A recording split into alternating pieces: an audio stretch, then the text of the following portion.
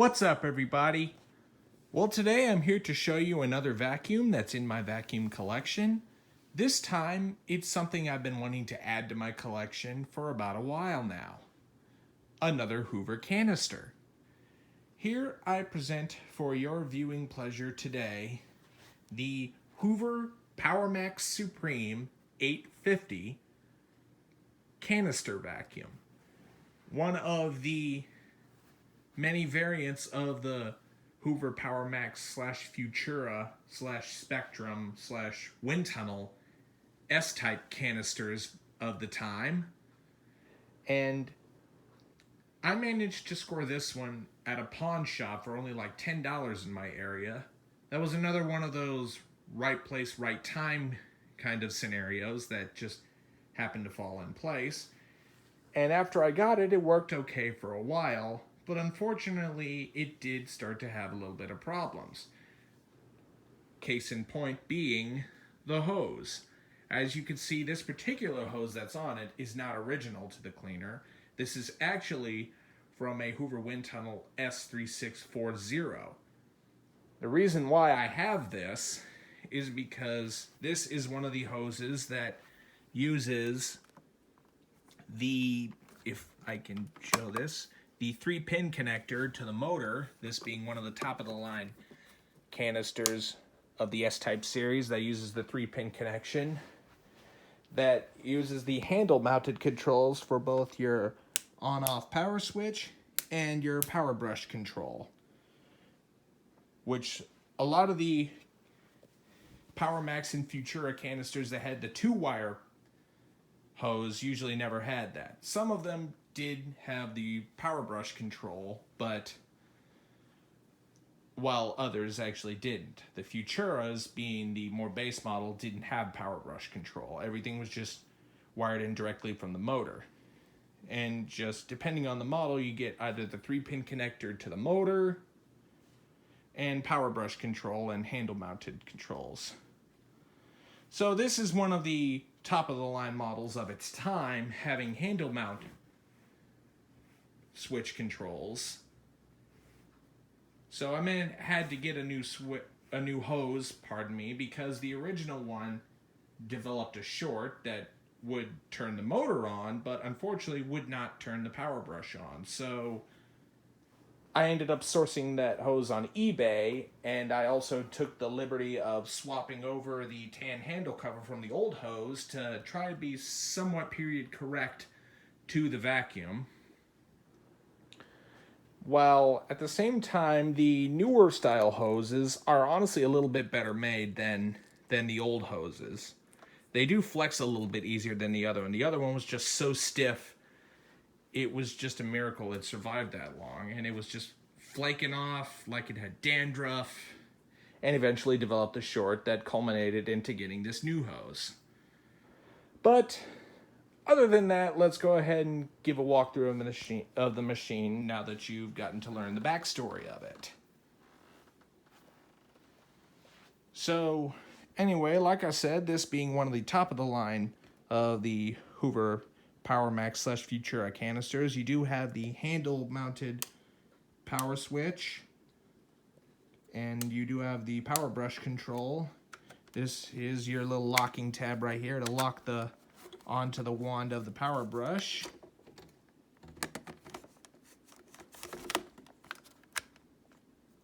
Doesn't really lock in place too good because it has wear over the years.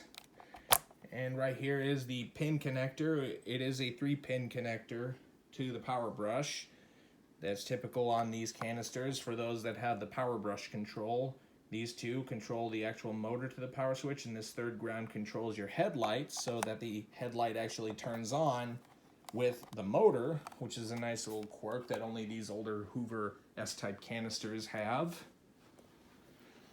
And it is connected in place by 2 wands that are fixed, so they're not adjustable. They also are held in by these little push tabs. You just push this right here to release it, and also down here as well. And here is a look at your power brush the lower end 12-inch cleaning width power brush, bare and floor and carpet cleaning. This does have brushed edge cleaning on both sides. The one thing I do like about this particular power brush design on the PowerMax series, the Futura has a little bit different of a hood design, but it's for the most part the same, is these PowerMax versions, the high-end models at least, have this little belt check monitor, so you could actually monitor your belt through that little viewing window to see if it's turning, which is very nice and clever. And now let's go ahead and take a look at the underside. Here is the brush roll that's in this. It is a dual row elite style brush roll. I'm not kidding you. The brush roll on this is literally the same thing as a Hoover Elite. This is so Hoover can be cheap back then, but it is a helix design. So yeah, and there's your suction width. So unfortunately it's not a chevron, so it's not as efficient with this power brush design. But one thing I do like about this brush roll is the bristles are very long and surprisingly stiff. So, and added to the fact that this brush roll doesn't come with any carpet height adjustment. I'm honestly thinking back in the day, Hoover only cared about their uprights and not much their canisters. They just slapped some parts together from uprights and made a canister out of it. So, case in point, you have the Elite brush roll. That is the deluxe style brush roll. As you can see, it's got the full length of bristles. Later ones would have these cutouts for upright models that would have the 3-bar plastic base plate, but all of the canisters only came with this single bar one. So I don't know what Hoover was thinking there, but anyway, these do come with full length of bristles, so you do groom a bit better. The Futura models only would come with a single row, but still the full length of bristles, which I find pretty remarkable because a lot of the Elite uprights don't really get those style of brush rolls, but these brush rolls are more commonly seen on the Elites that have the 4-wire base plate. So, pretty baffling, more so to say the least, power brush design, but still pretty effective for what it is. So now let's go ahead and tip this back up. Right here you do have little mounting tabs that can mount the power brush onto the motor units, so it makes for good storage. And when you're ready to use it, you just pull it right on out and get to work cleaning. And unfortunately, this doesn't swivel and it's fixed. So that's the other sad part about it, being that these is cheap Hoover canister fare. So now let's go ahead and get to the motor unit. Let's go ahead and put it in its vacuuming position to make things proper. So here's a better look at your label right here. You do have, like I said, it's the Hoover PowerMax Supreme 850 canister with microfiltration. As you can see, this model does have the variable speed control on the motor, which allows you to control your suction, which I find pretty unique. Usually the models that do not come with the variable speed motor, early ones on the motor or later ones would have it up at the handle. The ones without the variable speed will usually have a suction relief right in the middle of the top wand to relieve suction if it's too high on whatever carpet you're using it on. And right here you do have your cord rewinder button and your power switch right at the motor. However, I should note that because this has 2 power switches, the one that controls the main power to the vacuum is at the handle, which will turn the motor on and off. This power switch right here is more so an override switch. And you do have a little indicator right here that will let you know that this switch is activated, and that will illuminate. So it's basically a key indicator that the vacuum is plugged in and you're ready to turn on the power from the handle.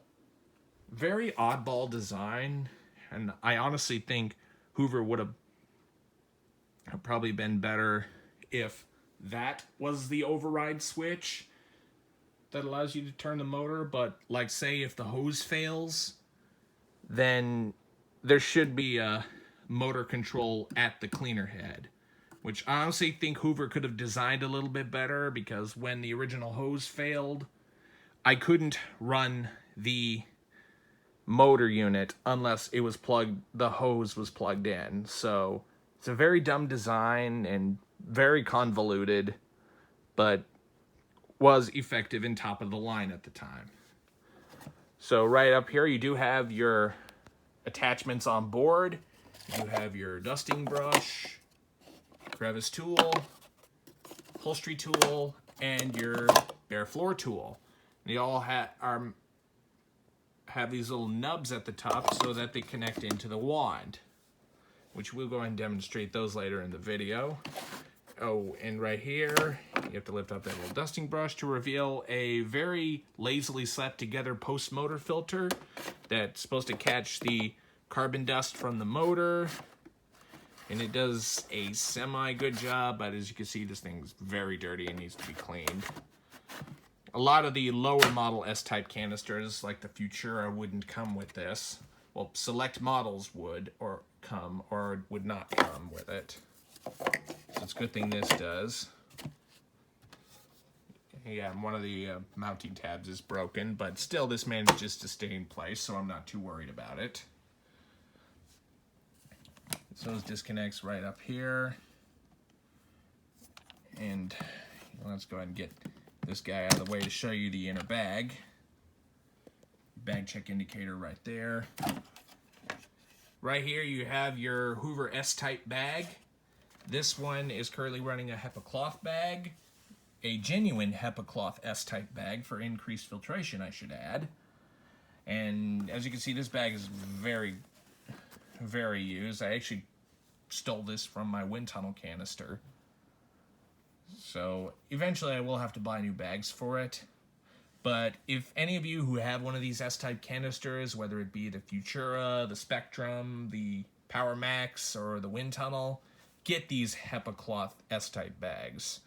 They work wonders in terms of filtration, and they maintain suction and airflow performance throughout the entire vacuuming process.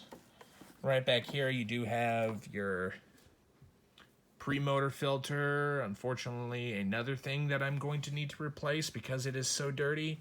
I did wash this out, but as you can see, a lot of the dirt has started to go back on it. So yeah, a lot of things that will come to this thing eventually in due time, but so far it's a nice functioning canister. So let's go ahead and plug the hose back in. And now we will go ahead and unravel the cord and get to the running portion of it. As you can see, the cord is gray on this model, and the cord is somewhat in very nice shape. And interestingly long.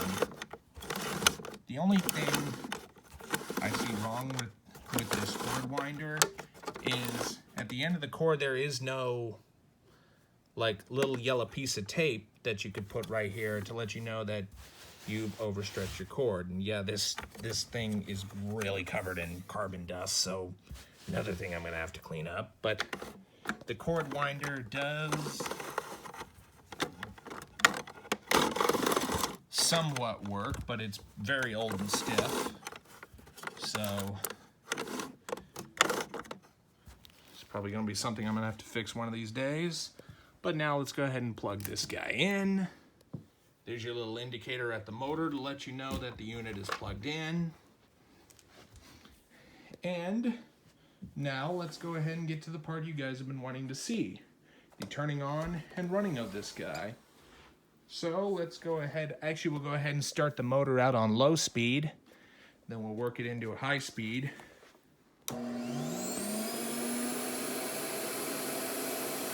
That's how it sounds like on low speed. There's a view of the headlight. So now let's go ahead and rev this thing up.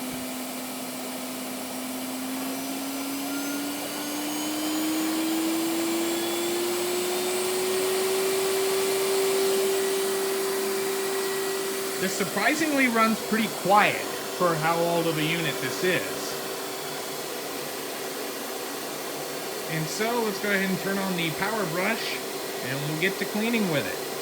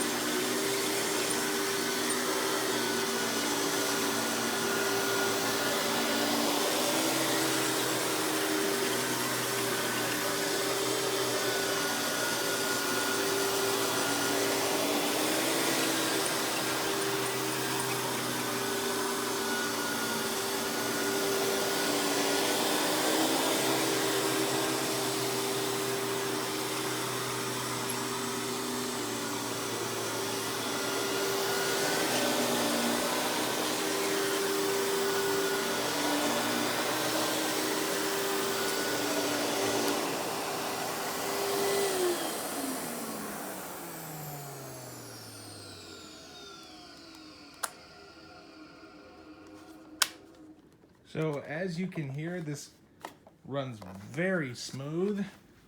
Definitely isn't the quietest of canisters, but that's kind of the thing with cheaper canisters of the time. Still, this thing was pretty well built for Hoover standards. But before we end the video, let's go ahead and demonstrate the tools on this guy. So, to attach them, you simply just slide it in, then slide over the locking tab, and then you can use your tools.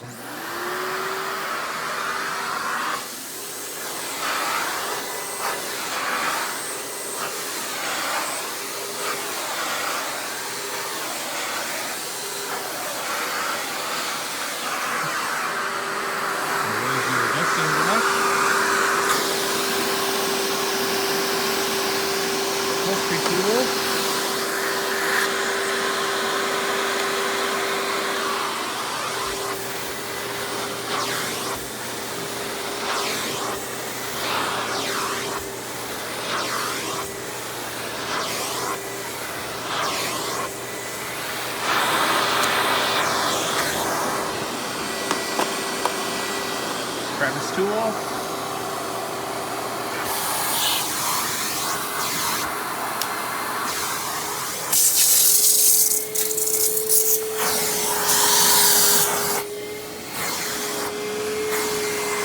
There's your bag stick indicator pumping out right there. Does that when suction is restricted. See if I can't make a good effort to show you the bare floor tool. To attach it, we'll just go ahead and simply remove off the cord from the power brush, pull it from the unit, and it'll go ahead and attach to the back of the forehead, and it will just simply, with some finesse, snap in place. Then you just reattach the end of your one.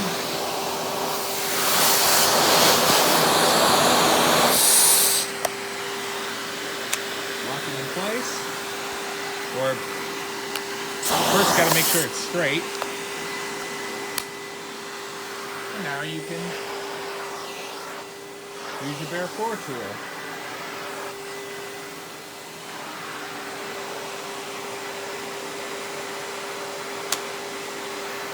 And when you're done, just simply pull it from the unit, pull out that little mounting tab. Make sure it's oriented to the left so you can slide it back in the tool caddy. Then just reattach your wand back into the power brush. Make sure it locks in. Reattach your cord. There's a little bit of slack there just for safe measure.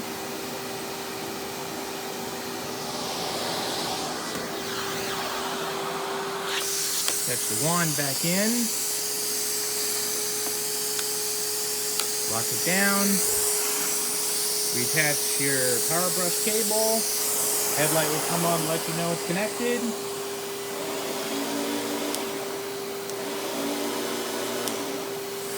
There you